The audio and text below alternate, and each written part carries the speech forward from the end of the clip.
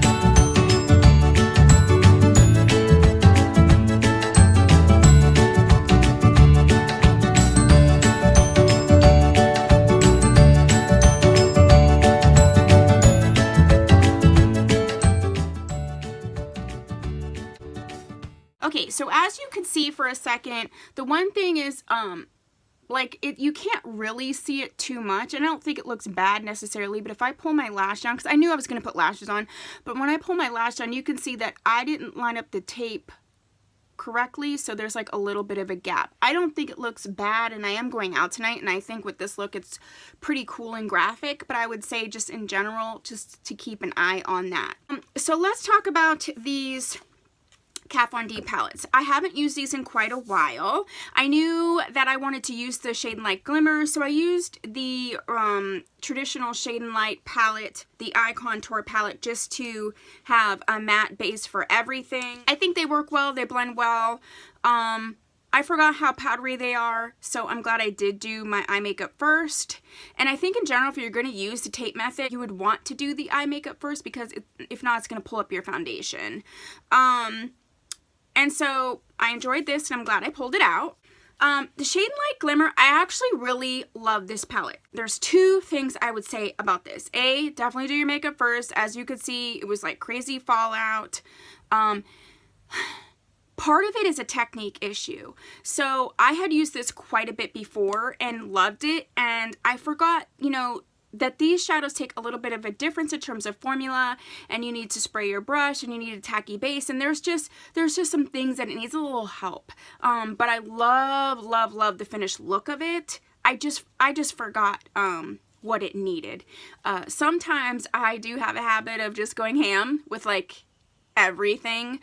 So some of that was me just going in ham when I knew these were like, some of these are glitter shades, like they're gonna crumble more.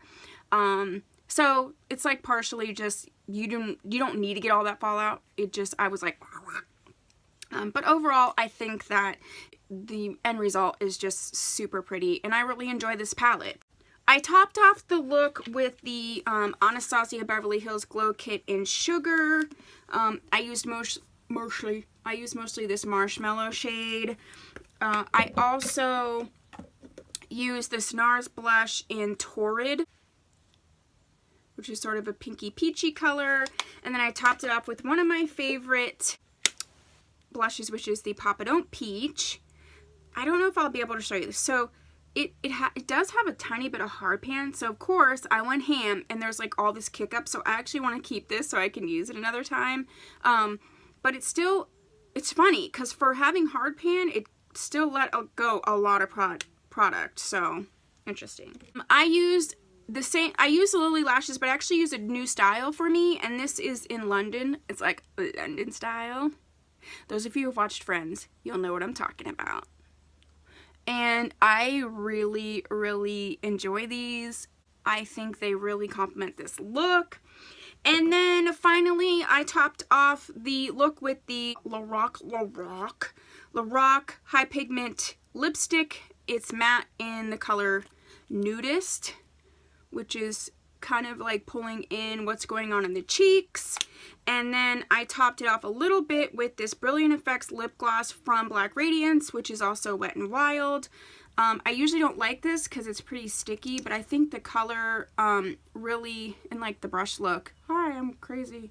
I just did it right here at the Cupid's bow and right on the bottom lip, just for a little something fun. Overall, I wouldn't suggest these just because I don't like that really sticky type of gloss. Wet n Wild does have other glosses, and I don't like this brush applicator thing. Like, no. A sticky gloss with a brush, obviously it's going to bend and stick and be weird. So let's get doe-footed. Quit playing games. But in general, it's just, I am only just getting into glosses. I usually like a matte lip, so it could just be personal preference. So anyway, if you enjoyed this sort of like let's try something new tutorial type thing, let me know. I would love to keep doing them. If you aren't subscribed, hey, put that down. Just subscribe. Just subscribe, because you know you want to subscribe. Like, you subscribe, I'll say thanks, and it'll be cool. If you're one of my Monets, I appreciate you so much. I'll see you in my next video. Bye.